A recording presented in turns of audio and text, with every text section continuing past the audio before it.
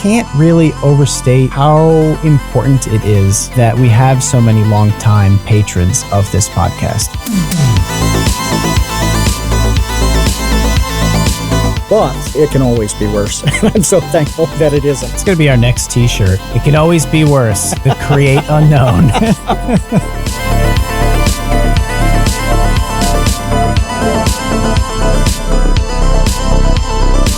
I am thankful for everybody's little interests in quirks. Just show people more and talk about stuff more. It is never, ever annoying.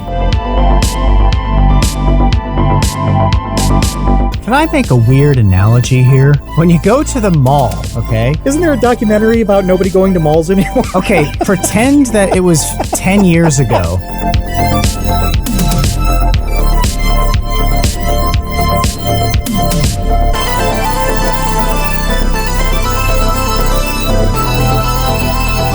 Everybody should be obsessed with something. Not so much that it ruins your life, but you should be into something, and you should take it seriously.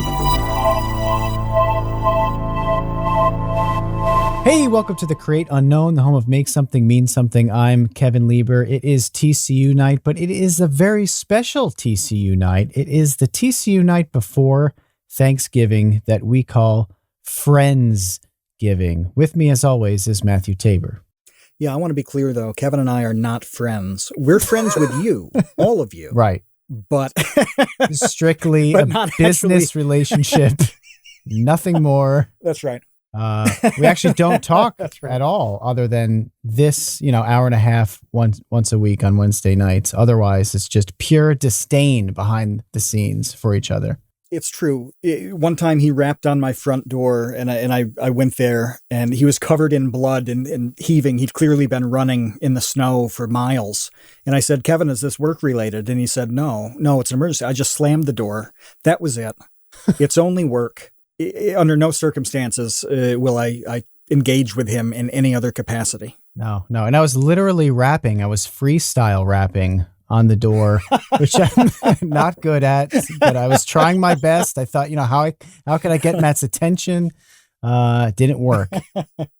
So here we are. But we're also gathered together tonight for something that's become an annual tradition, this Friendsgiving thing. And I'm really excited about it. I like it. We have our Discord full right now with lots of patrons and some lurkers, some friends, some longtime listeners. But before we get into a little bit of what we're thankful for this year, I wanted to give a huge shout out to Food for Dogs, who somewhat recently came out with a video that is doing really, really well. That has a lot of similarities to the podcast that we did together when she came on the Create Unknown, discussing her backstory and her journey into getting into gaming, later in life. Yeah, it's certainly a unique video, and I'm glad that she made it because I know that kind of thing isn't easy for anybody, and she expressed that she was kind of hesitant to get into all the details, and she did it, and it's worked out well, and people love it. A lot of people love it. Like you said, 500,000 love it. Yeah. So it's a really personal story, and if you listen to the Food for Dogs episode of the Create Unknown, you'll know a bit of it. She talks about it more in detail on her channel. But I think it was picked up by a bunch of gaming websites because it is so unique and inspiring. And, you can't help but just be kind of amazed. It sounds like it should be a movie. Like you couldn't write this story. People almost wouldn't believe it. But I was just really, really, really glad to see such a positive response to it. And she deserves every bit of it, and just wanted to throw that plug out there because if you haven't seen it, if you don't know about it, now you do. And part of the mission of the Create Unknown is to, promote these people who are doing and making great things and kind of sharing their stories with the world. So shout out to Food for Dogs for crushing it with that video. And it has had a big impact on her channel too. I've seen a bunch of other videos getting like six figure views, like 100,000 on this one, 100,000 on this one. Like it's kind of a big deal. It's kind of a big deal. Yeah, it is. But tonight we are going to do a little bit of thanks, giving a little bit of thanks, things that we're thankful for. I wrote down 3 things that I wanted to cover that I'm thankful for. And hopefully, Matt, you can also share 3 things from your end that you're thankful for. I wish I had 3. I wish I could make a list that long. 1.5, maybe. Well, you've got a list then. Should we start with your list? And are you going to go? Are they in any kind of order?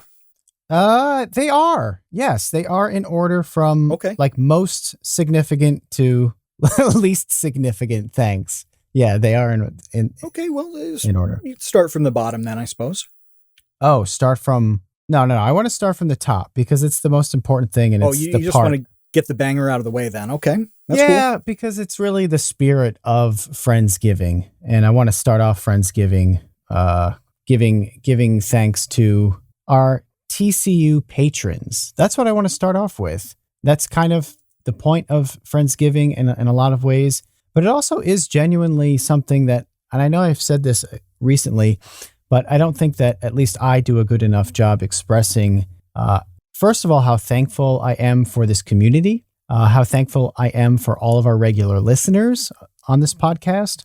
But also I can't really overstate how important it is that we have so many longtime patrons of this podcast. You know, it's weird to go into that kind of like the business side of things. That's sort of like how the sausage is made. For one, it's like kind of boring to people who don't care how sausage is made. And for two, it's like they just want to eat the sausage. They just want to eat the sausage. I know, just dunk it in some mustard. But very seriously, all of you who are patrons of the Create Unknown are supporting the show and making it happen in a way that if you might be a patron of somebody else and you think, my $2 doesn't really matter, or my $5, it doesn't really matter. For us, it does really, really matter. And it really does make sure that all of our bills are paid. All of the things that we need to happen to make this show happen every week is taken care of. Keeps it going. It keeps it going 100% in not an insignificant way. In a 100% significant way, it is very, very real for us. It's not like extra money that I get to spend on Slim Jims. It's not like Kevin's Slim Jim Fund. It's like it is literally helping the show and allowing it to get made. Yeah, but we've talked in the past about the difference between having a community around this versus Vsauce stuff, and it is just so remarkably different that I can name 50 people who hang around in the Discord. I can name the people who are patrons of the show.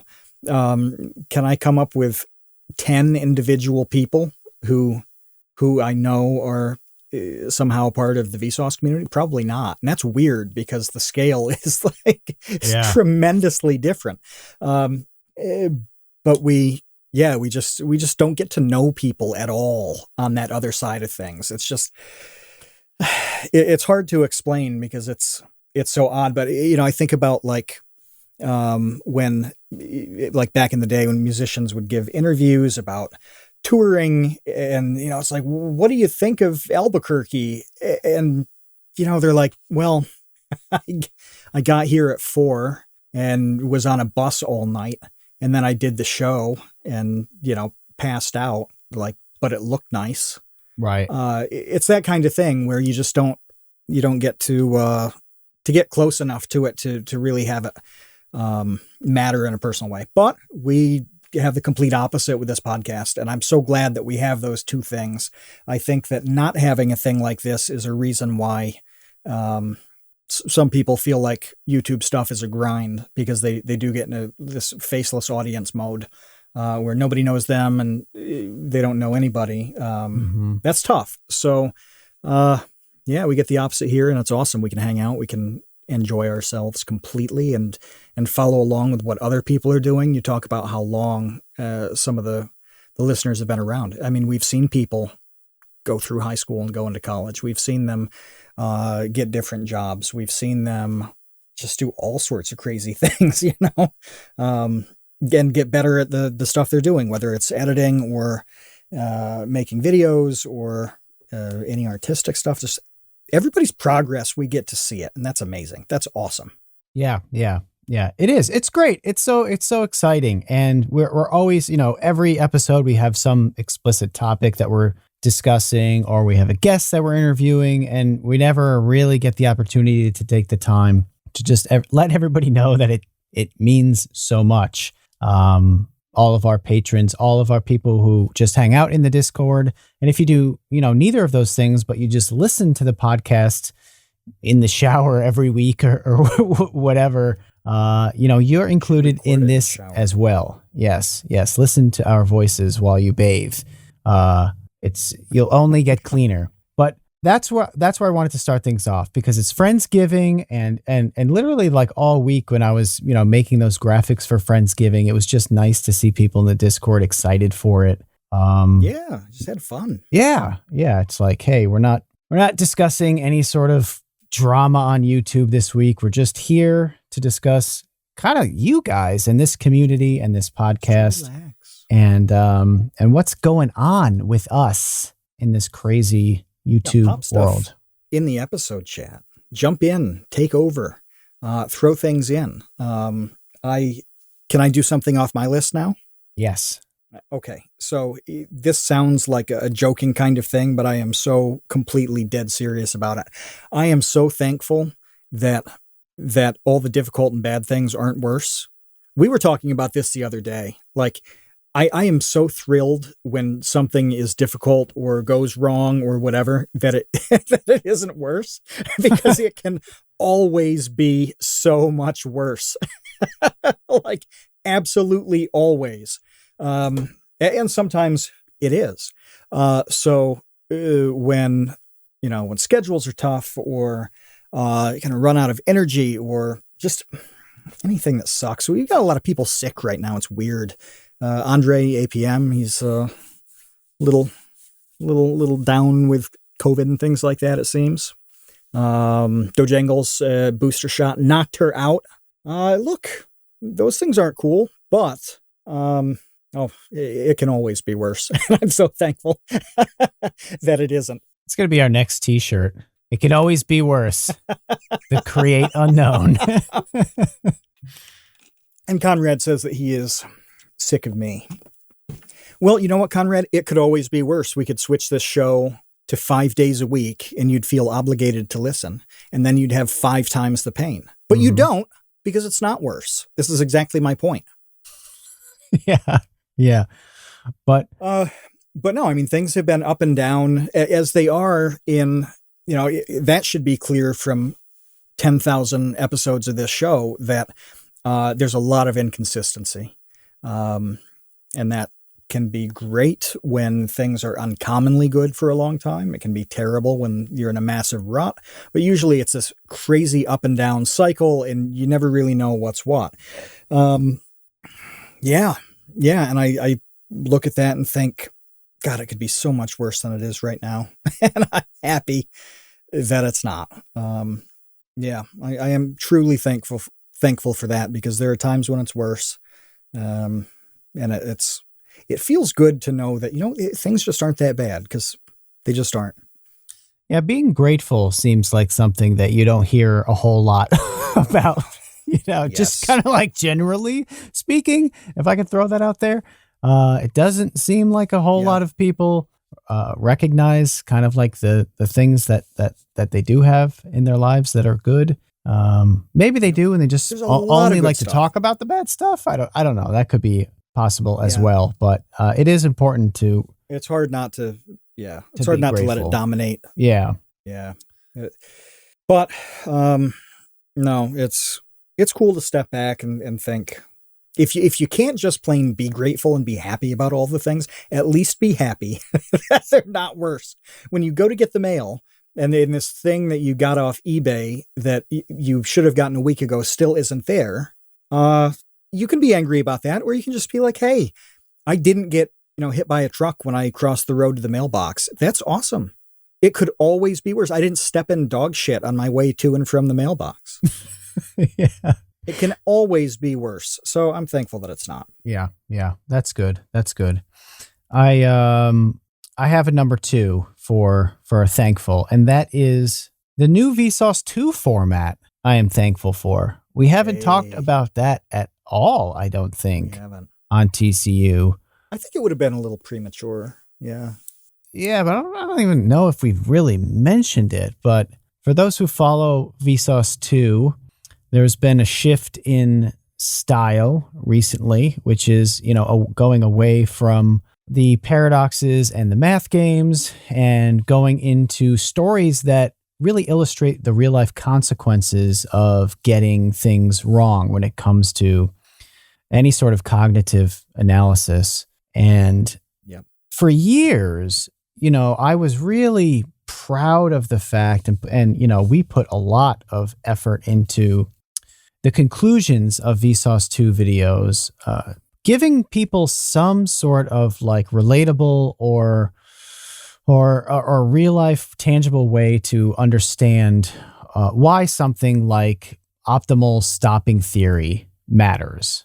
It's not just, it doesn't have to do with just, Euler's number or whatever. It has to do with finding a parking space or proposing marriage or buying a house. Like, this is all optimal stopping theory. So that was always, to me, such an important part of Vsauce 2 is, why does this matter? Here's this math thing, or here's this paradox, or here's this game that somebody invented 50 years ago, and we're going to talk about it. But now I'm going to explain to you, why this, how you can change about how you might think about your life as a result of this. But that was always the conclusion. You kind of had to get through a whole lot of explanations and backstory and how the thing works and why it works and what's confusing about it. And that ended up being 90% of the video. Well, with this new style, which is really a crime analysis with a focus on math and science, really that story takes the forefront. It's no longer just a conclusion. It's really the whole thing. It's, here is a real life version of this playing out really, really catastrophically for people. And that's very different. And I think it's a really natural progression for the channel. And the response to it has been overwhelmingly positive. And I'm very thankful for all of those things. People do like it. And I'm happy that, they like it too. But it's really a lot more similar to your older videos than it probably seems to some people who are like, let's play around with Euler's number. It has elements of all of that stuff, all the paradox stuff, because that goes into how people think and why this thing that you're looking at feels like a completely different thing. Back to the human experience videos of 5 years ago. It's got elements of those. This is the most natural next progression that I think anybody could possibly come up with, even though it looks like a completely different thing. You look at it and you're like, oh, this is crime stories. Well, the thing about crime is that you get a beginning and a middle and an end built into the thing. Even if the ending is, it's not over yet, that's still an ending in terms of telling the story to that point. That's a different thing than like optimal stopping theory, you say. You don't have a beginning, a middle, and an end to that so much. You're talking about a concept, and you can talk about how it plays out in real life, and that's good stuff. But the story element here is a nice touch, and it makes them a lot nicer to work on. That's cool, but it's great to see how much people enjoy these. The stats on people sticking around for the videos or watching a second or a third once they've seen the first one. It's been a long time, and this is like the 4th or 5th era for Vsauce 2, isn't it? Oh my gosh. I don't even know. It's happening again. It might be, it might be more than that. There's been a lot of eras of Vsauce 2. But that's really kind of my fault. But because I don't know, man, like at some point I feel like I've done the thing enough and it's time to do a new thing. It can be as simple as that when it comes to these formats. Yeah, but you haven't taken something that was at its peak and then just said, I'm bored of this, I'm going to do something else. No, I think you have done things until they run their course, until it makes sense to do something else, whether mostly based on what your audience seems to like. And we've talked a little bit here and there about how it's okay to do that with whatever art stuff you're making, that you can evolve and you kind of have to if you want to survive on things. But at this point, it's like round 5 and it's okay. I think this is the first time where I'm not nervous or on edge about it. All the other times you're like, oh God, I hope this is going to work. I hope what I think is a natural progression is the audience will see it that way. This time it's like, okay, it's time for another shift, and that's all right. There's a lot more confidence in it. Well, and also is this interesting? Like we would have conversations just to, I guess, peel back the curtain a little bit on Vsauce 2, is that there were a lot of conversations about topics when we were doing the whiteboard math and paradox videos that were flat out like, is this interesting? Like at all? Like, broadly interesting to somebody who would like turn on the TV in the middle of it. Would they even spend 10 seconds on it? Because all that stuff, like the more detailed and in the weeds you get with some of the math stuff, it gets really fascinating to people who want to go in the weeds on math. Guess what? Most people don't. they really don't. And watching even just super capable people like a Numberphile, who he and other people on that channel can go into 40 minutes of depth on something that you'd think would top out at 5, and they can do that.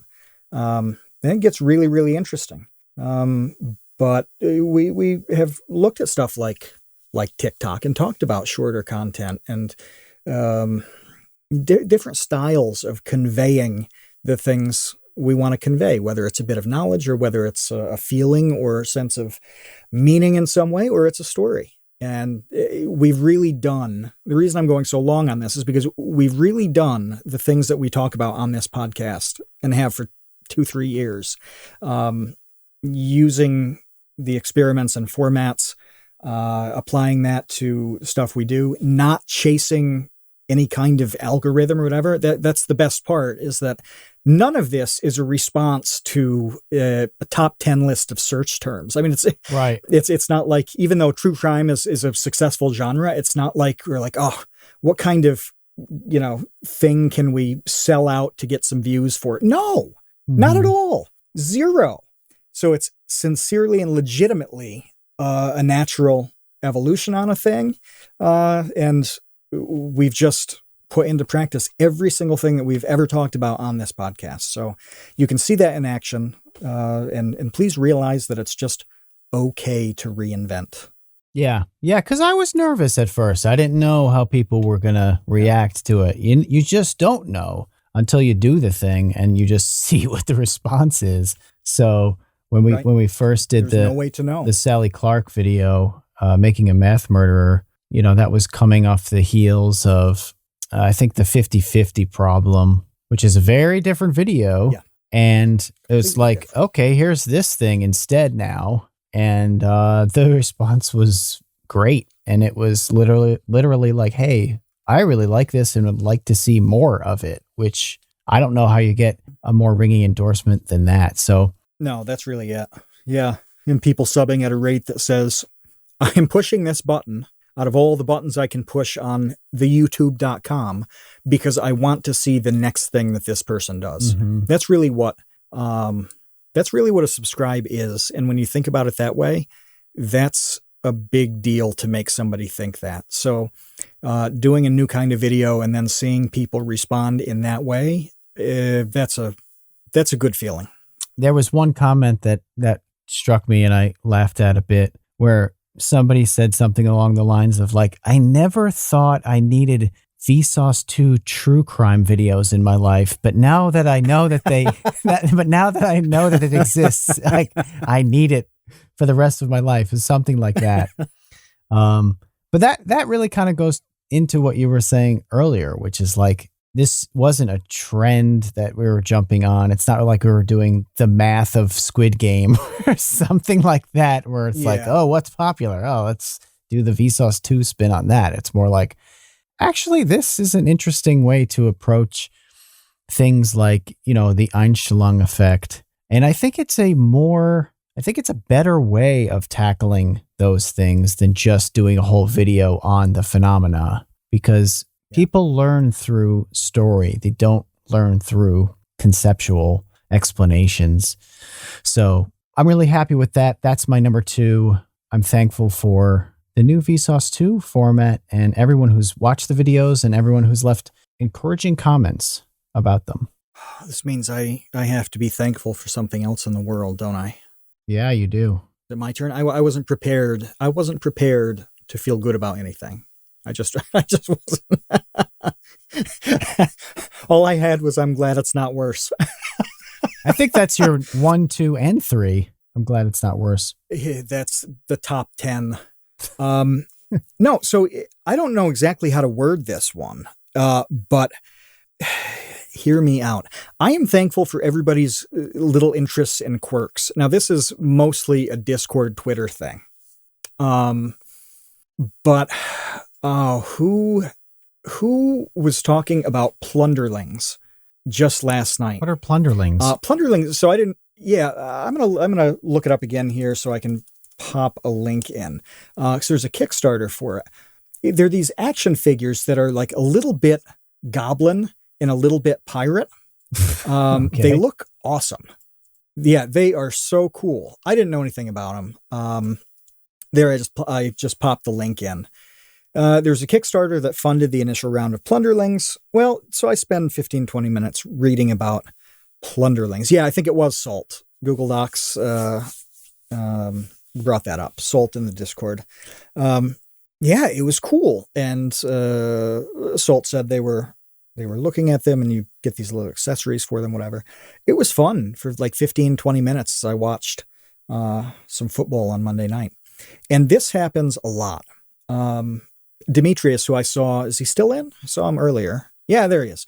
So he's into bookbinding and putting embossing, foil, things like that on leather covers. I mean, it's really neat to see. And he tweets some of this, some of the projects he did, a Lord of the Rings custom job a couple weeks ago. That I'm so fascinated by the stuff that everybody is into. Monahan says, who isn't into bookbinding? That is a good point. Well, it is true. Everybody likes a good, well-bound book. But yeah, whether it's a little hobby that somebody collects a thing or they're working on something, it is the best. And I am so happy that people talk about this stuff, especially when it's something that I'm not into. So I love the fact that I had to look up Plunderlings. I didn't know what they were. It was good. They got like $125,000 on Kickstarter. That's not nothing. But it's not like Cards of Humanity either. So I'd never heard of that. And I had a lot of fun. Well, I have fun going to some of the websites for bookbinding supplies and looking at that stuff. Just show people more and talk about stuff more. It is never, ever annoying. Yeah. It's never annoying. Maria, I don't think Maria's here. Maria does a bunch of, I'd say like office parties. I think when there's a little holiday, Maria is going to be the one who gets all the themed food and decorations together and pops them out. And she'll, like for Halloween, she posted some pictures of her spread at her office. Like, I want to see this stuff. It is so good. I want to know what you do, whether it's a thing you do at work or it's this weird little quirk. I forget who it is on Twitter who saves every single can of Monster that they drink. I mean, I have a morbid curiosity about how big this wall is going to get, and what their health is going to be like 9,000 cans in. But how are we they touched on this stacking with the them? food for dogs stuff. The cans. Yeah, they just stack. Like the cans stack naturally. How high though, without just make tipping rows of over? them. I don't know. I assume that they must Glue them? tape or glue or do something. Yeah. There's got to be some way to keep them tight in. Walmart says, are the cans moldy? Do they wash them out first? I hope so, because, oh my God. You hope would you which? have a problem if Hope you that they are moldy. Oh. God, I hope they're moldy and they stink. That'd be great. I hope they at least give them a rinse. But yeah, so the food for dogs story is like the grand, epic version of this concept that I'm talking about. It's the Iliad. Somebody, it is. It's telling the big important part of their life. That's relevant to what they do. But I like all the little mundane ones. Mm-hmm. I like the Plunderlings, and I like the bookbinding, and I like the office parties. And I like being able to connect that with people. Oh, Linus is in the chat too. So I'm fascinated about the work that he does on cars, because it's one of those things where it's at that super high level. It's, where somebody's clearly, I'm trying to think of the word that doesn't cheapen it. So when you say craftsman, like a lot of people call themselves craftsmen. Artisan is a little bit pretentious, but when you meet somebody who just does a thing at a really high level, mm-hmm. They're not just good at it. There just aren't very many people like him. That's where he's at with some of the car work. Restoration? I don't know. Yeah. And I don't know. He works on boats as well, which is, his YouTube channel is boat focused. Those aren't worlds that I know a tremendous amount about. That makes it doubly fascinating to me. So my point is to talk to people about the dumb things in your lives or the great things in your lives. If you like Plunderlings on your desk, I have a possum.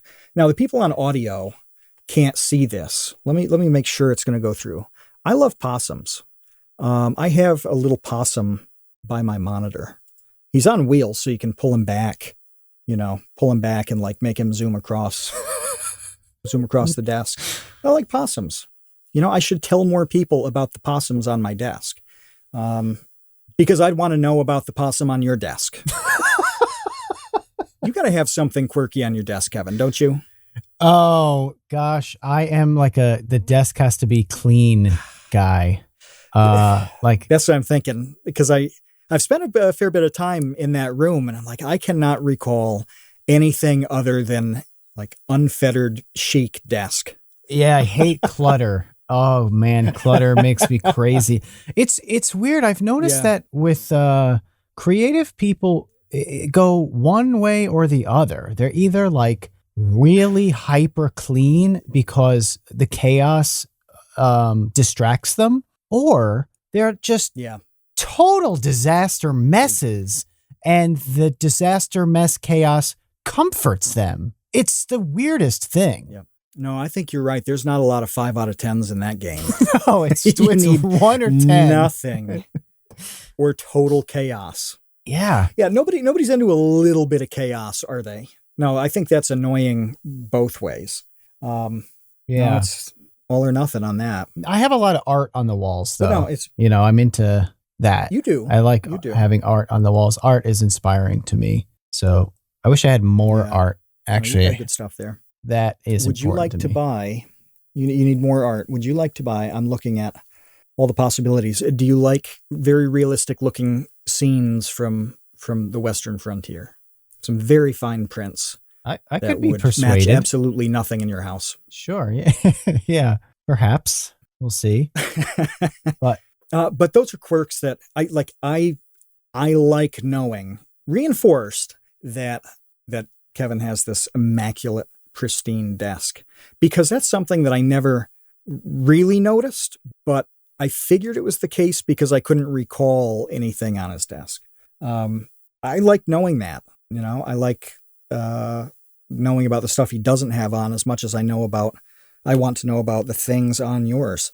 But just talk about stuff. It's not stupid or goofy, even if it seems like it.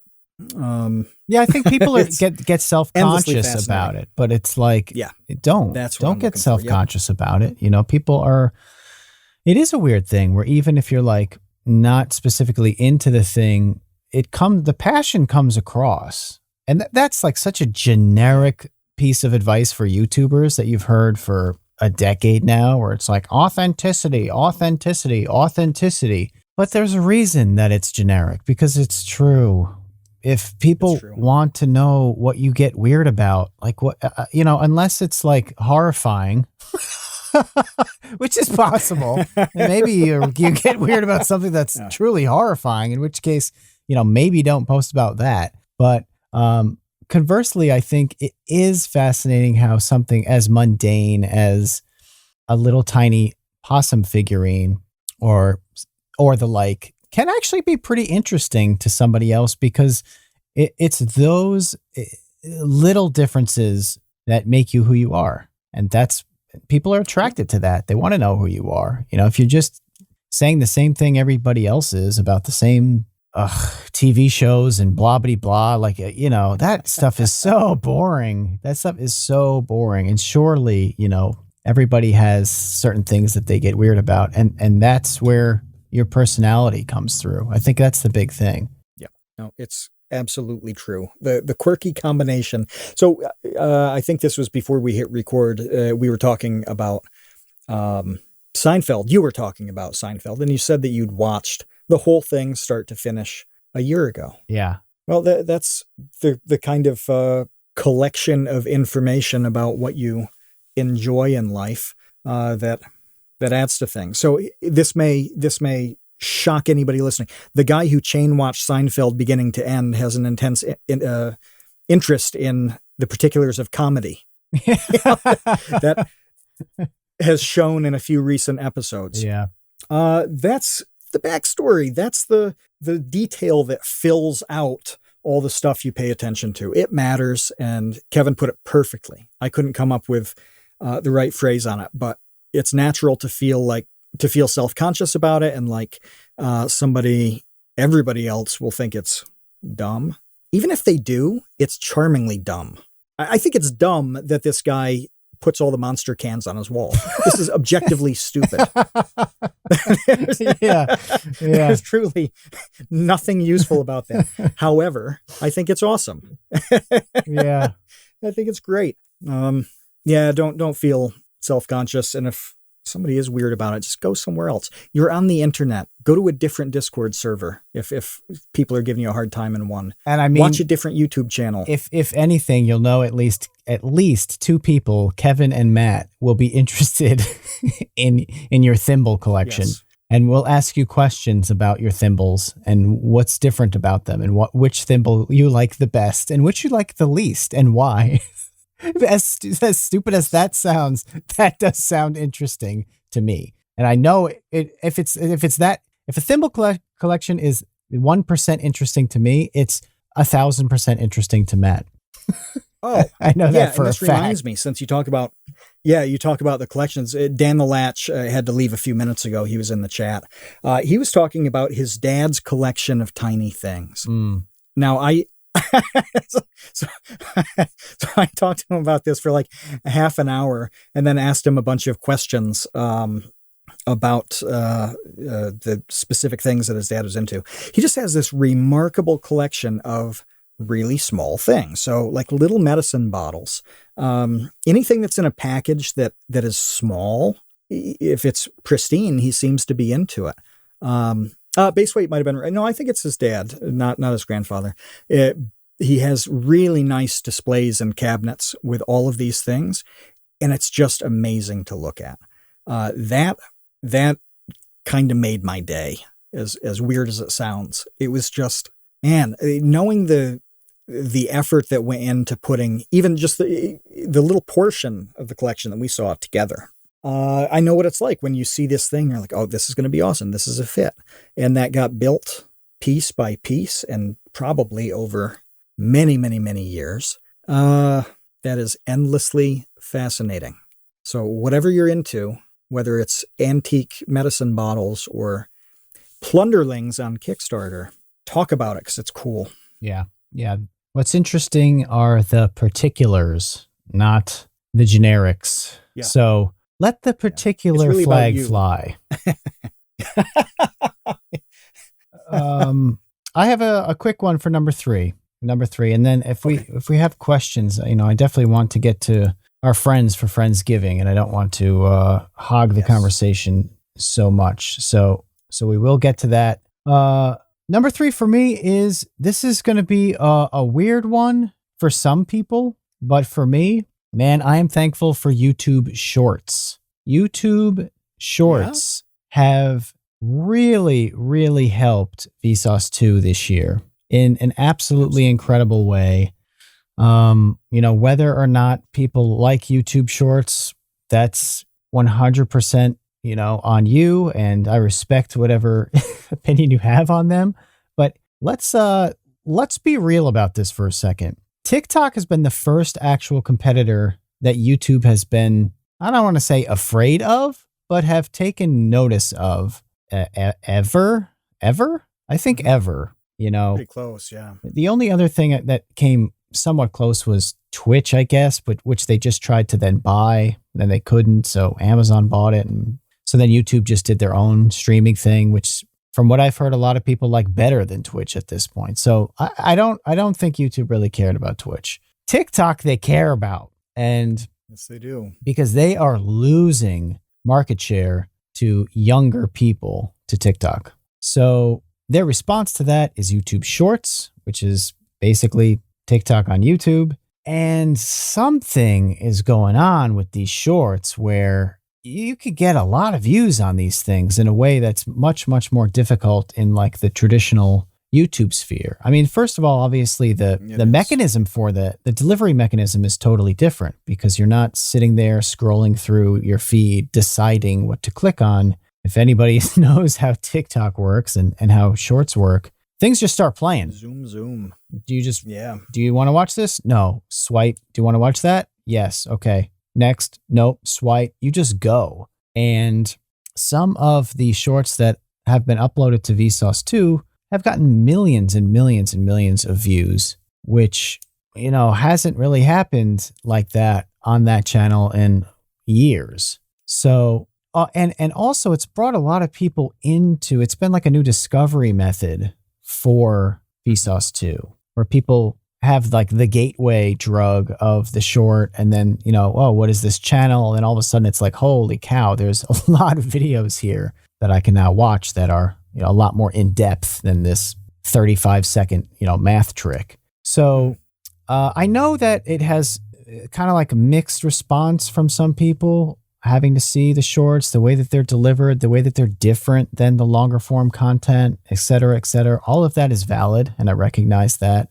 Yes. But what you need to know from me is that it has been a great boon for the channel to help out the longer form videos. If you like the long videos, well, let me tell you, they are being supported and boosted and promoted through this very new mechanism called YouTube Shorts. And that didn't exist last year. And this year it's made a really big difference on Vsauce 2. So I am thankful. I'm thankful for competition for YouTube, because that leads to innovation and it leads to new products being supported. And they're supporting YouTube Shorts, and it's helping out Vsauce 2. So I'm thankful for that. Yeah, and it's unique to see as well, because on TikTok, the TikTok algorithm is pretty good at showing you what you're going to like. After it gets to know you a bit, at the beginning, it's a bit rocky because it has to be. But it's a pretty good algorithm in terms of discovery that satisfies you. YouTube can give you full-length videos after a 30-second thing, though. That's the remarkable part happening with shorts. TikTok can feed you other TikToks, other TikTokers that you like. It can give you more 30-second, 50-second bursts of what you like. YouTube can do that. Plus, it can say, oh, you like this 30 seconds about true crime? Here's a 45-minute story that somebody's reading. Here's a 15-minute Vsauce 2 video. It can go in both ways. It can give you more shorts. It can give you long-form stuff. And that's a really interesting prospect. And I'm pretty curious about exactly how that's going to play out in 2022, but it's been great for you. People see some of the little things and then take a chance on the bigger ones. It's great that they can have that opportunity, and it's been, very beneficial for the channel. Can I make a weird analogy here that I just came up with, and you're all going to have to listen to now? When you go to the mall, okay, and you go to the... Nobody goes to the mall. Isn't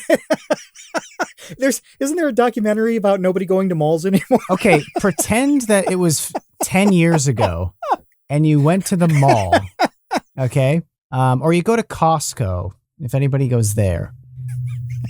But I'm sticking with my mall analogy because I like it better. Oh, I know where you're going with this. You go to the food court, okay? Yep. There's one area in all malls called the food court, and that's where all of the little restaurants are, little fast food joints.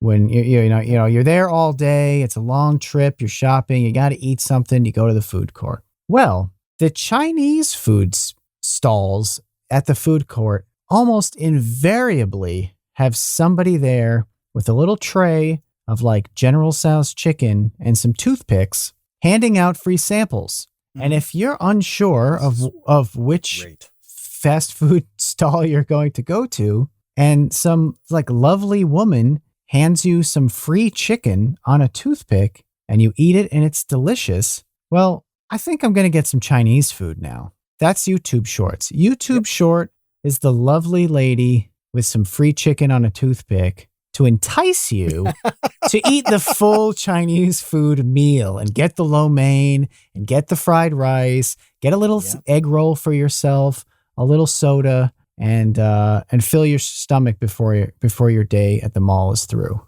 And if you don't like it, if that bite doesn't work out, it hasn't cost you anything and it's taken up 10 seconds and it's really not a big deal. It's got to be pretty bad to make you like run to the garbage can in the food court and throw it up. That's not going to happen. It's you get introduced to a really good thing that you like a lot. And the worst case scenario is nothing really happens and you just move on to something that you probably will like. That little free sample thing is such a good analogy for that. Yeah, it's really good. And that can happen on YouTube in a way that it can't happen on TikTok. That's a really good way to put it. I like that. So you say, if you don't like it, you say thanks, and then you head to Arby's anyway, which is where you wanted to go. Somebody else will like to get those curly fries. But, on the way, you had an opportunity to change your mind with the chicken. So that is number 3 for me. YouTube Shorts. It's been nice to have a little free sampler of Vsauce 2 hanging out in the food court, and it's worked out very well for me. And I hope that if anybody is on the fence about whether or not they should do shorts, I would say, try it out. Do original videos that might be different than the long form stuff, but are still interesting, of course, and see how it works. Well, my third one's going to be really brief because I actually want it to be a topic down the road. We've talked about it privately a few times in the last couple of weeks about how important obsession is. And this is weird. It sounds weird because it's completely a conceptual thing.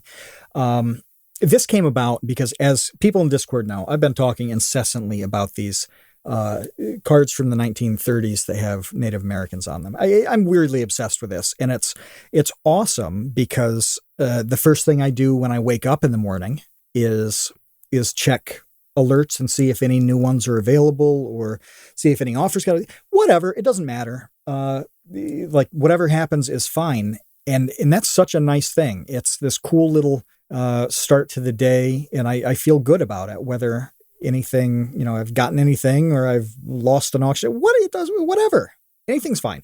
The obsession itself is the nice part about it. And I was talking about this and Kevin mentioned how obsession really plays a role in the success of most of the people who we've talked to. It's a little different, but it's really pretty much the same. Everybody should be obsessed with something, not so much that it ruins your life. Like there's a difference between having fun playing poker and being, a degenerate gambler that loses your house. That's not a healthy obsession at that point. But you should be into something. And you should take it seriously. I'm really thankful that I have a couple things to be obsessed with, whether it's a goofy little collection or, I'm really into the work that we do. At night I'll read stuff. Last night I was thinking about the next video and how to do that, and it doesn't feel like work at that point, but I obviously don't hate it. It would be the last thing I would put any time into at 10 or 11 at night on a Tuesday. But I'm really obsessed with that kind of thing getting better. Kevin talked about his obsession with making videos when he was not making any money from them. Yeah. I was obsessed with writing when I was making $0 for anything that I wrote. How many people have we talked to? Jose was obsessed with jokes. Yeah, for 10 years. Yeah, I love that one. And with Weird Paul coming up, we're about to talk to the godfather of obsession. Maybe Dinosaur Dracula is more obsessed with things in general. Dinosaur Dracula I don't is think such a good example of what you were talking about as your number 2, which is people sharing their passion. If you don't follow, you do not follow Dinosaur Dracula on Twitter and Instagram, you are making a grave error in your life, because he will dramatically improve your feed and your life, because he shares his obsession in a way unlike literally anybody else that I can think of. And it's infectious. I don't want to collect Spaghetti-O Ninja Turtle cans from 1988. I don't. I have no interest in that, but he does. And I love that he does. I genuinely do. And I genuinely mean that. And his passion for like a bag of Doritos from 1994 that had the Olympic Dream Team on it or whatever, or like it had like some sort of cartoon drawing of Dracula or Frankenstein. I love that. I don't want to do that, but he does. And that is remarkable to see. And it makes me happy. It's so weird. It makes me happy that stuff makes him so happy. Genuinely. I mean that 100%. And that folds into your obsession topic. That should be its own episode, but it's true. It's true. It's got to be. Yeah. Because I think that when you're obsessed with something in a healthy way, it is such a mood lifter. It makes you happier. It absolutely makes you happier that there's this little, usually insignificant purpose. It's nice that it's insignificant because it's low stakes. 99% of what I deal with is high stakes. Life sucks. It's terrible. It's just awful. It's pain and suffering. Well, when you're obsessed with goofy little gum cards from the 1930s, what can go wrong? It's not like the government is going to ban them and send armed men into the houses of people who possess them. No, I'm pretty safe that nothing is going to change to negatively affect my life. So I have this safe little thing. It's almost like the way pets make you feel. Like, cats and dogs just lift your mood. It's that same kind of thing. Where you just feel better having this little thing in your life. And it can be a little thing, or it can be a big thing that you make a career out of. Yeah. That absolutely should be its whole episode, because that continuum is wild. Everything on both of those ends, and then everything in between. Well, and real quick, you see awesome. the negative results of this on, I really like watching shows like Bar Rescue or Kitchen Nightmares, just because of my experience in the service industry for years and years and years. Like, I know how those businesses run. So it's fascinating to me to see people who are doing it poorly. It just is. It's just interesting to see, the car wreck of it all. And I enjoy those shows. But man, that almost always is the number one reason why those places are failing, is that those people aren't obsessed with being successful in those businesses. They don't stay late to, make sure that the kitchen is clean and take pride in that, or, updating the menu or whatever it is. They're not obsessed with it. They'll show up And even if they do show up for 12 hours a day, but they're miserable the whole time, well, guess what? That's going to permeate the whole business. That's going to, be obvious when you're greeting guests as the maitre d' or whatever, or running food or being, serving people at the bar. Like if you're miserable, that's going to make everybody feel like, well, if you don't want to be here, why would I want to be here? Like that's what people don't understand about like bars and restaurants. It's like if you own that thing and you make it obvious that you don't want to be there, why would anybody else want to? No, that's true. Yeah. No, that's pretty interesting. That's an absolute killer to to be unhappy with that stuff. Yeah. When you were talking about that commitment, that's sports and practice with sports. It happens. It's not very common, but it happens where somebody is very, very good at something and they go through the motions and they reach an extremely high level. This one, like 3 people listening are going to understand this. Todd Marinovich was a football quarterback in the 1980s into the early 90s, and he was developed in a very serious way by his father especially. And he didn't like football that much. Well, he had a tough time. I mean, he made it to the NFL, so he clearly was very good at this thing. He was very good at football. But yeah, he was not obsessed with it. Mm-hmm. He was showing up to the bar with a frown and half-assing making the drinks. And that made the difference. And then you see these interviews that almost don't even seem true, where it's the story that's like, yeah, I shoot 50 foul shots in a row before I can go home. And if I miss number 49 and it's 2 a.m., I really do start again. Like, okay, that is somebody who enjoys that level of commitment and that level of obsession. Yeah. Yeah, there's an element to it with everything from the hobbies to the stuff we talk about in these episodes. And yeah, I want to do that properly. But I'm so thankful for little tiny obsessions that make everything fun. And yeah, the Dinosaur Dracula following along. I don't Linus mentions the MRE guy. He's come up a lot in videos. Yeah. I don't want to have a closet full of Doritos from 1984.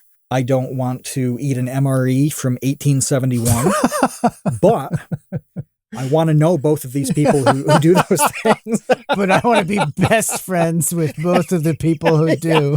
It's so true. The prospect of both of their lives make me gag, but I want to be their best friend. Yeah.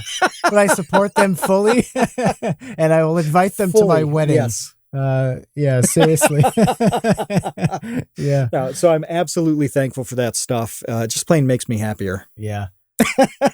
Gosh, it's so true. All right, let's hit up some of our Friendsgiving questions from our patrons. Oh, we got to go quick on these. Yeah. Oh, so Conrad asks about Cowboy Bebop. Are you boycotting this remake, or you just haven't seen it yet? Can I say I'm not boycotting it? Like, I'm not mad about it. A lot of people don't want to watch it. Like, I'm not interested in it in the same way that I'm not interested in watching a lot of things. Like, okay. I watched all of the teasers that they sent out. That was my, free General Tso's to try to entice me to buy the meal. I spit it out quickly because I thought they were horrible. Oh, no. So I don't know. It doesn't seem like it's for me. So I'm not interested in watching it. So I'm not going to. But I'm not like actively boycotting it or telling other people not to watch it. I'm just like, it's not for me. So I'm not watching it.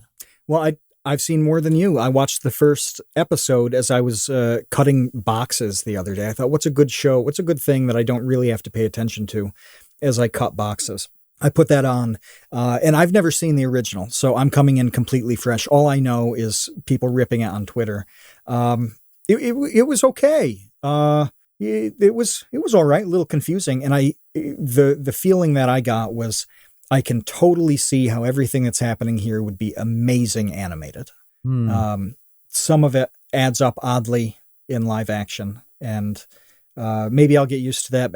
I don't know. I'll see if I keep watching it. But yeah, I will say real quick that the anime I love. I think it's beautiful. It's one of the most beautiful anime shows that has ever existed. It was one of the first, I think it was, no, it wasn't the first anime I bought. It was the first anime TV show that I bought back in the day at like Sunrise Video or something, where anime DVDs were like $40 each for like 4 episodes. I think I spent like $150 buying Cowboy Bebop back in the day. So yes, I'm a big fan of the anime, and I'll just leave it as an anime for me. Well, I'm sure at some point during the winter when I'm snowed in, I'll get to the rest of the show just to see the whole thing. But I jumped on this because this is the one time ever that I will be able to talk about an anime-related thing in a way that you can't. This is it. This is my one shot in life, because I've seen one single episode of a tangential TV show. Of a spin-off. That's right. Let's see. Oh, this is good. This is from Boss Threads, who we've known a very long time. I've known him longer than I've known Kevin, it's pretty wild. Long. Kevin, what animals would go in your turducken? Now, for people who don't know what a turducken is, it's a chicken stuffed in a duck stuffed in a turkey. So I have to assume that the only rules here are that those 3 things, turkey, duck, and chicken, cannot be part of your turducken. They've got to be fresh animals. What are they? Okay. Well, then I'd like to choose non-land dwelling animals and have some sort of like, I would do like a shellfish turducken, because I am a big fan of seafood and of shellfish. So my turducken would be like a lobster, shrimp, I don't know, clam thing, maybe. Lob shrimp clam. I don't know how to smash those words together to make a new one. That's what I would clamster. How do we do the word on that? Clamster shrimp. Lob climp. Well, I figured out lobcrapron. That's not so bad, is it? Lobcrapron. That's good. Yeah. Yeah. I like that. Mine is a work of art. I want 4 marsupials. 3 isn't enough. The problem with the turducken is that you stop at 3. You've got to go to 4, and they have to be marsupials. And that way I can stuff a sugar glider in the pouch of a possum, oh my God, which is stuffed in the pouch of a koala, which is stuffed in the pouch of a kangaroo. Oh my God, that's horrific. You love all of those animals. Why are you doing this? It's like a Saw movie. It's like horrifying. I do love all of those. I love every single thing in that chain, but I can't get away from the thought, well, you've got this pouch, you can stuff them right in. Everything else is horrible. Oh my. You've really got to rip their insides apart and jam a whole animal in there. At least the pouch nestles. Yeah, that's like me saying like I would definitely eat like a labradoodle, a cat. I don't want to eat and them. And what? Yeah, but that's what a turducken is. You have to eat them. This is a meal. Oh, no, I guess. Well, I didn't. It's I didn't not really just think like about some the end sort of game like on this. human centipede thing that you have in your closet. You have to serve this to your family for Thanksgiving. Oh. Linus says PETA has left the chat. Oh my gosh. Yeah, PETA is doxing us. I guess I it's one of those things where you get so wrapped up in can you that you don't stop to think about whether you should. You? Yeah. Oh my God. Let's see. Oh yeah, this is from Letterman. Mostly for Kevin. Have either of us seen the Mr. Beast Squid Game video yet? Oh, now did you? It I know you watched came a little out. bit. You watched it all? Yeah, no. I mean, I've been working all day. Hours ago. It just came out 2 hours ago, and I literally watched the first 30 seconds, which I said to you, Matt, was like astoundingly fast paced, and the editing was absolutely crazy. I mean, you want to talk about getting straight into your content. watch that video. It because just starts. That's a friggin' masterclass in just starting the content. Holy cow. That's all I saw, though. They were just about to start playing the red light, green light game, but then I had to do this podcast, so I did not see any more of it. I was going to say that it had over 4 million views in an hour, but I see in chat, Linus says it had 3.4 million views in 28 minutes. So that's an even stronger pace than I thought. Wow. That's insane. So, we've seen the first 30 seconds, and I suppose we'll watch the rest of it pretty soon because we have to. This is good. It's from Baseweight. I'm going to alter it. His question is, who is our favorite member of the Discord? Well, we can't answer that. It's like declaring a favorite child. And there are so many babies. But I can say somebody who I like. And it is Ducky, because every single morning you get the message top of the morning at like 11:15 a.m. my time. And I don't know why this thrills me so much. If I get to noon and there's no message in the Discord from Ducky saying top of the morning, I'm going to call the police. Something's wrong. Something has happened to Ducky, and we will be concerned. But it's just a neat little thing to have happen every day. Well, Kevin? Yeah, I will quickly say somebody who is very busy with their life, so they're not around so much, but is like the patron saint of TCU, and that is James. James gets a gigantic shout out. He is truly the patron saint of the Create Unknown, but it's a busy guy, so he's not really hanging out too much in the Discord or anything like that. But just because he's not doing that does not mean he is forgotten or that we do not appreciate really how great James is. So I talked to him on WhatsApp a few weeks ago, and I think he'll be around a bit eventually. But just a crazy schedule at the moment. But yes, James, everybody misses you, and we hope you pop around soon. I got to take that one off because we just did it. Kevin, this is about food for tomorrow. Number one, are you having turkey? No, I don't think so. I think that we're going out to eat, actually. My family is spread out like all over the place. So it makes very little sense to have this gigantic turkey and all this stuff and blah, blah, blah, blah, blah. You know, it's just like not part of the deal anymore for us. So just a small thing. What kind of food are you going to go out and get? I don't know. I'm not sure. You haven't decided yet? No. I'm not really sure, but we'll see. It's just not kind of like back in the day, man, my family, I had such a huge family concentrated in a pretty small radius in upstate New York that, gosh, one year we literally had to rent out this like dining hall kind of thing because there wasn't room enough for everybody. It must have been 40 people, but times have changed. People just have moved all over the country. It's crazy, man. Everybody's just so spread out now that that does not happen anymore. Cats in the cradle and the silver spoon.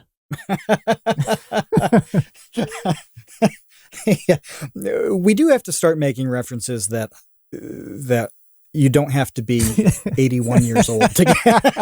I don't know if that's possible. Something like 3% of the people who listen to the show are over 55, which is baller. Hey, I love it. So they all know that you're song. out there. You know the song. Yeah. Well, then I'll have to answer Conrad's question, the actual one, which is turkey, baked, fried, etc. It's going to be a traditional roast tomorrow. I don't know the details this time around. I didn't have anything to do with turkey this year. In the past, I've done things like the brine and seasoning and all of that, and then passed it off for the cook. But I think it's going to be a pretty straightforward one, but there's always turkey. There's not so much ham, because I think more than half of my family at this point has a very odd allergy to pork products that for most of them developed later in their lives, where it will send them to the hospital. Oh my God. I didn't even know that was a thing. Yeah. So I hate ham anyway. To find out. Ham is garbage. I never really liked it. I love all pork things, but I never got into ham. But yeah, there's this. It can have an effect on the shape of blood cells, and Ham can make you extremely, whatever this little ham syndrome is. Oh my God. And so it's like a super version of anemia, and people get extremely lightheaded, pass out, throw up. It can go really, really badly. So anyway, that's why we don't have a whole lot of ham or pork products at family gatherings. So it'll be traditional roast. The best part about Thanksgiving being over is going to be not seeing those idiotic videos of oil fires that fire departments put out. It's like, this is how easy it is to burn down your house with a deep fried turkey. Do you know what I'm talking about, Kevin? Yeah, I do, because Wang retweeted it saying how awesome the video was, because it was just starting gigantic fires. Right. It was very funny. I don't know how many of those happen a year, but yeah, I hate those videos. All you have to do is not overfill your your fryer and then throw the turkey in it like it's like a cannonball at summer camp. Two things people do. One is they'll overfill it and then like not have any idea that displacement exists, and drop the thing in and just have it spill all over the place. The other thing is put like a frozen turkey in the deep fryer. Boss Thread says this in the chat. Thaw your damn turkey. Extremely dangerous. Don't do that either. So I guess we'll be protected from those videos until November of next year. Yeah. This from Linus. How far apart, Kevin, do you and I live, walk, car, plane? I actually looked this up once, and it's like a 4.5 day walk. Wow. I forget. It's a long walk. It's a long walk. The pace on that has to be brisk and like 18-hour day. No stopping for food, bathroom, or sleep, and you can make it in 4 days. In assuming everything is flat and there are no like mountain ranges in between. I don't know who thinks it's 4.5 days. I'd give it 10. I could do it in 10 days, I bet. Definitely. Yeah, definitely. Yeah. I'm comfortable with a 10-day walk on that. I worked with a guy once who would ride his bike from Utica to Cooperstown for work. That's far. 35, 40 miles, most of it not flat. Yeah. This was not a guy who oh my God. This is a guy who was on hard times, and he would often sleep in the stock room so that he didn't have to ride his bike back to Utica before work the next day. So this was like not a good situation with this guy, but yeah, that was the only person I ever knew who would travel like an extremely long distance, not in a car, regularly. Like, good Lord, imagine doing that in the winter. Was he? The restaurant wasn't open in the winter, so he in wouldn't good do it in the winter. Shape? No, he was like an older guy. I'm just curious about what happens to your body. Okay. Yeah. He was an older guy. He didn't have his license. Had a good heart. Not a good situation. But yeah, when I found that out, I was like, oh, jeez. This is like, I don't remember what episode we talked about like life experiences changing you. But this is one of those things where, yeah, you're like, oh, so this guy's life is not good at all. He has to ride his bike 40 miles to wash dishes and then sleep basically on a stack of boxes in the stock room. That blows. But the owner of the restaurant knew him. I don't know why I'm going into this so much, but the owner of the restaurant knew him from like back in the day and gave him the work because the guy needed it. Well, it's a nice thing to do. I think that is a good thing to do. That's a nice ending to a story that was bleak. That was starting to feel grim. Bleak. Especially if you well, let's go back to it can always be worse. Utica. It can always be worse. It can always be worse. You don't have to live in Utica, which is one thing. Yeah. There's a reason why the people in the Scranton branch in the office made fun of the Utica branch. And then number two, you don't have to ride your bike 45 miles up and down hills to work. No. That's cool. That is cool. Kevin, this one's for you. If you found a Skittle on the floor, would you throw it away or would you, in the spirit of Thanksgiving, be thankful and eat it? I would throw it away. Why? I don't eat off the floor. I do not. There is I nothing. Get grossed out eating There's got to be off of a something you would eat off the counter. floor. Like if my food falls off my plate and onto my counter, I hesitate. What? Yeah. I dropped a slice of bacon raw on my floor last night, and I held it up to the light, and I didn't see any fur, any fuzz. Oh, you didn't see So any then it went in bacteria? the pan. Oh, so strange. You didn't put it under a microscope? I put it in a pan with hot oil that would kill all that bacteria. Nothing's going to survive. And if it does, if something bacterial from that floor survives the iron skillet, then it deserves to live in my body. All right. Well, yeah, I'd want cooked that. it, I'd want that tenet. but I'm talking about straight There's truly nothing that you... from like floor to mouth. I'm not Is there boiling something it. that you would eat off the floor? There's got to be one thing that you could not bear to just throw away. No. What could be so precious that I wouldn't just throw away? You haven't eaten in 3 days, 4 days. You haven't had water in 7 days. Well, of course. You find a Skittle. So you have to You find a create some Skittle. ridiculous extreme scenario to force me to eat floor food? Like that's not a good way to determine this. As long as there's no hair on the food, it's fine. What's wrong with hair? Like cat hair or something like that. Well, because Why do you that draw the can line get at stuck in hair? your mouth, and that's unpleasant. So you could pick, yeah, but then wouldn't you just pick that off? What I'm worried about are the depends. I things mean, you I'm can't sure- pick off. I don't know. There are too many of those to bother about. I don't know. I just think of all the things that I could swab and test, and it would be. Wasn't there a curiosity box item where you could do that recently? Yeah, the where bacteria you could kit. do a bacterial culture. Yeah. Like I wonder what people put in that. I hope they submit pictures so they can be like, here's the swab of my toilet seat, and you're horrified at the result. You know, you're like, this is the inside of my baseball glove, and it's. Oh, they always say like the kitchen Awful. sink is like 1,000,000 times worse than a toilet seat. Well, I try to keep the kitchen sink cleaner than probably anything else in my house. Wash my hands a lot when I make food, like raw stuff. Well, anyway, No, I don't think need we to know eat that food under off the normal floor. circumstances, that means Kevin's not thankful and he hates Thanksgiving. What's this from Gusau? What's something that you are thankful for now that you never would have been thankful for 5 years ago?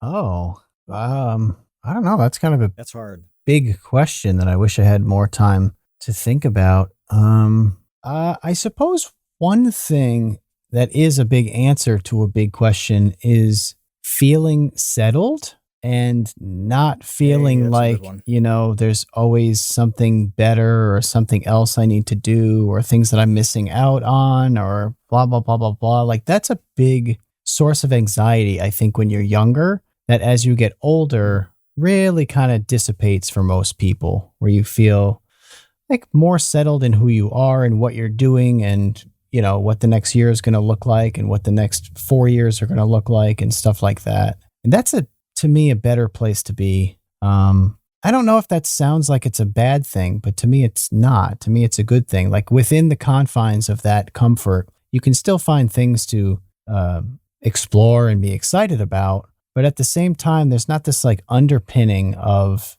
I don't know who I am or what I'm doing or where I'm going. Like that feeling sucks. I had that feeling so strongly when I was around 25, where I was just supremely lost about what to do and who I was going to You can become watch and blah, blah, blah. Julius Bloop videos to get a sense of that.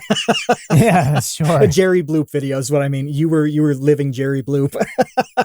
I just didn't know what to do at all. And I hated it. I hated that uncertainty. So I would say, yes, in the last 5 years, I've gotten kind of more certainty about where I'm at in life and being cool with that, because once you're cool with that, it kind of is freeing and opens up a lot of other stuff because you don't feel so, I don't know, just anxious about like, should I live here? Should I move there? Should I take this opportunity? Should I get this job? Or like all of that stuff sucks. As far as I'm concerned, I don't like living like that. No, that takes away an entire class of problems, doesn't it? Like all those big things you mentioned. That's a good Where way am I to gonna put live? it. What am I Yeah. going to do with myself? Yeah. It's just freeing like you can exhale, I think. Mm-hmm. My answer is extremely similar, where I am very thankful now for boring, boring days. A day where nothing will happen at all. Absolutely nothing. That is the best. And 5 years ago, 5 years ago, I was just coming back from being in India for a long time. And that was quite different from a boring rural life. Well, guess what? This is awesome. It's so good. And I'm so thankful that I hear 1 or 2 rumbles a day, which is the post office truck and UPS truck dropping off some Amazon packages on the porch. And that's it. That's it. Boring is amazing. Yeah, there's a serenity there that I think is kind of, I don't know, underappreciated, but yeah, you get to appreciate that at a certain level. And I don't know. Yeah. It's nice. It's nice. Because you're right. There are a lot of other things always that are crises and huge problems. Yeah. And it's like, man, those are hard enough on their own to not compound those with, kind of other personal and professional problems is nice. Yeah. No, it feels good to have one thing that's just not going to be much of a problem. I like that. Well, we've got 3 left and we can quick hit these. Google Docs asked how many years I spent in the wilderness living off berries and the occasional squirrel. None, however. This came up a couple weeks ago. One of my favorite memories from being a child was being about 5 and having a 5-gallon bucket of chestnuts in the corner of the cellar and having a hammer to break open those chestnuts and then eating the nuts. That I liked. I ate a lot of nuts in the late 80s. And it was just, I don't know why, like I would come home from school, which then it was kindergarten, and like immediately go to the cellar and get the hammer and sit on the floor and start cracking chestnuts. I'm sorry, butternuts, not chestnuts, butternuts, because butternuts have this sticky green felt almost on the outside. So your hands get horribly sticky, which you don't care about when you're 5. But yeah, I need to return to nut munching is what I'm getting at. Why? Life was better when why I was did you munching have nuts. a bucket of butternuts in your cellar? I think we just picked them up. They were outside, there were butternut trees, and we just picked up, they were on the ground. You just filled a bucket with them and let them dry out, and that way they're not sticky. Then they're easy to handle, but the nuts are fine. They're just, they're just messy when they're all sticky like that. But again, I was 5. I didn't care. So you just mash them with a hammer and eat the nut. Okay. But yeah, no, not too many berries. The closest I ever came to that was I had friends when I was little who had a rhubarb bush, and we would just pull, stalks of rhubarb off of that bush, peel it, and eat it. Do you still like rhubarb? I don't think I've had it since I was like 9, since like those days. I don't remember, like rhubarb is not something that I readily find available. But yeah, when I was a kid, it was cool to just, wow, you could just like rip this thing off this bush, peel the outside of it, and like eat the middle. And it's kind of this weird sour sort of flavor. It's kind of cool. It's tough to describe. Yeah. No, I ask because there's a big rhubarb patch like directly behind my house. I mean, it butts up against the house. It grows against part of the house. Oh. And the last time you were here, I don't like it very much. Okay. I don't eat rhubarb. I would have been happy to load your trunk with giant rhubarb leaves. I get pulled over. The cop searches the car. It's just full of rhubarb. Like, get the hell out of here. What are you doing? I could explain, the leaves officer. are so big, though. I'm sure a lot of people haven't seen rhubarb leaves, but they're like big tennis rackets. That's fair, isn't it? Oh, yeah. Yeah. Like celery combined with a tennis racket. Yeah, it's yeah. And I just remember it being really kind of like a weird sour flavor. Yeah. That and wild berries we would eat just in the yard, didn't wash them or anything. We just eat them off the bush. No. Strawberries, the blackberries, you just go and eat. Yeah, the blackberries. Apples as well. But yeah, it's been it's been a couple years since I've really had the time to do that stuff in the fall. We've had a couple odd like September, October heavy workloads for a few years, and I've missed out on things like berry eating. So I want to eat berries in 2022 is my point here. I need to get back to return to nut and berry. Yes. We're going to end on 2 from base weight. One's real quick. What's the best Black Friday deal? Do you know of anything amazing? It'll be gone by the time this episode comes out. Oh, I don't really know. I'm not the deal man. You are the deal meister. Is there anything that you're looking for, though, that you hope there's one thing that you just hope goes on super sale so you can finally get it? So last week I did a big haul of anime Blu-rays. Okay. Because a friend of mine makes anime DVDs for a living. He works, with this company called Discotech, and they restore old, usually like 80s anime, and he works on like restoring them and all this stuff. So his company that he makes the Blu-rays for had like a big sale, and I talked to him about it, and I was like, dude, just give me a list. What should I watch? Because he knows everything, and I don't know this stuff. So he gave me a list, and I ordered a whole bunch of anime DVDs. I was really excited about it. They're all like 50% off. So that was cool. That was my big thing. And then usually I look for games. I don't really like buying video games at full price. I wait for them to be on sale, and then I'll buy like a bunch of them that are on sale. Yeah. So I'll be looking for those, but nothing else. I don't really buy a lot of stuff. I don't know. I just don't. No, what I'm looking for this year is a surprise. I want something that pops that I didn't even see coming, that will really improve life. It's so weird now because Amazon has a bunch of things, like they'll go on sale like 35% for normal things like curtains. Nobody's pumped to buy curtains on Black Friday, but if you need curtains, like it's a day to save a bit. I'll get a couple things like that, household things that I need. But yeah, I really want to wake up on Friday and see something that I didn't even know I needed, but I do, and it's amazing. So yeah, nothing specific that I'm gunning for. Just want a surprise. A surprise blender. Yeah, this is the last one from base weight. It's about Thursday, not Friday. Is there a tradition around this time of year that you're looking forward to? As far as I'm concerned, it's this now. It's Friendsgiving. Like, I like this episode every week. It's nice. As I said earlier, Thanksgiving for me has gotten weird over the years because of how spread out my family is. So this is really like a nice opportunity, I think, every Wednesday, the night before Thanksgiving, for all of us to get together and just hang out in a way that we don't usually get to on this podcast, and talk about things we don't usually get to on this podcast, and have it be a more casual episode, a more laid back episode, a more, I don't know, less critical and more cheerful, that sort of thing. Talking about things like rhubarb and like cellar nuts. A little less thinking. Like, that's pretty great. That's pretty great to me. So I hope that, we've done this. I think this is our second year in a row doing this. Maybe it's, I think it's the second annual Friendsgiving.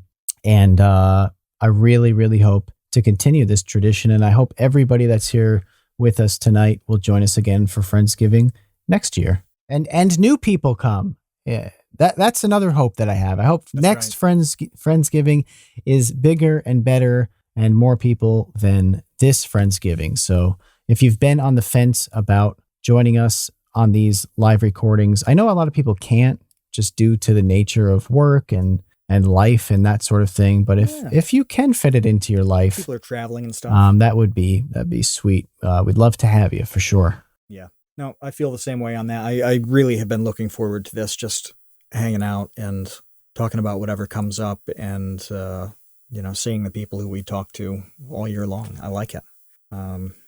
Really look forward to that. Well, that's the last question of tonight. I think that's a good place to end on, a good note to end on, because I think that end on the sentimentality. Yeah, that's what this episode is all about. It's about the sentimentality. It's about the community, that you have created here around this show that you continue to support and listen to week after week. So yeah, that's my big call to action is next year. I want to see your avatar in the sidebar. I want to see your questions in the episode chat, and hopefully we get to answer them. Please, join us. And going back to Matt's big wish is to share what makes you weird, whether that's in the Discord or on Twitter. Share your passion, share your obsession, even if you think that it's not a big deal to you because it's just some quirky thing that you like. You'd be surprised. You'd be surprised at what other people will think is really interesting that you might take for granted about yourself. So just do it. Make something mean something. That's the whole point of this show. Making something and meaning something can be as simple as just sharing pictures of your possum figurine collection that adorns. When you first said you had a possum, I just really wish you were going to hold up an actual live possum in front of the camera. I wish. I really do. I want to lure possums into living here. Can you because domesticate they eat so them? many ticks. People do, but I just want them outside. I want them to eat deer ticks. Oh, yeah. They keep acreage really clear of them, and I wish I had 20 possums living in the backyard. It would be amazing. It would be amazing. I also am a big fan of possums. They're very strange. They're very strange creatures. They're great. Yeah, everybody should like them. If somebody doesn't, that's a red flag. You should be suspicious. Turn and run. This is the ultimate litmus test. Yes. Do you like possums? If you shrug or if they shrug or say no, run. Get 911 on speed dial, ready to push the button. You're going to need it for their safety or yours. It's true. All right. We hope to see you next Friendsgiving. I hope everybody who's with us tonight has a safe and wonderful Thanksgiving tomorrow. And everybody listening to this next week had a safe and wonderful Thanksgiving. And until next time, we will see you, Space Cowboys. Thanks for listening to The Create Unknown. We make this show with the support of our patrons. 100% goes directly to keeping episodes going every week. Thank you to the Tots and Dumpster crew who save tiny little lives every month. And thank you to our grizzled, battle-hardened child infantry. Jen Mafasanti, Kevin Menard, Mikhail Steinke, Risebread, Sean Malone, Ryan, Kamikaze, Maria, Marco, Sheep, Tom Videogre, Jelksies, and Dan the Latch. And a tremendous shout out to our elite baby gang commanders. Linus and Trev's Dead, Boromir, Bot Dogs, Chinchilla, Isaac, Conrad, James, Andrew, Jeff Davis, Patrick Pister, Baseweight, Monahim, Dojangles, and Zero. Again, you are the elite. Thank you as well to our indentured servants, producer-editor Ben Webster and producer Dan Yosua. And thanks to Baseweight for use of the Created in the Unknown song for our opening theme, and to Electro Voice for giving us mics to sound good on top of it. The Create Unknown is an Unknown Media production in partnership with Studio 71.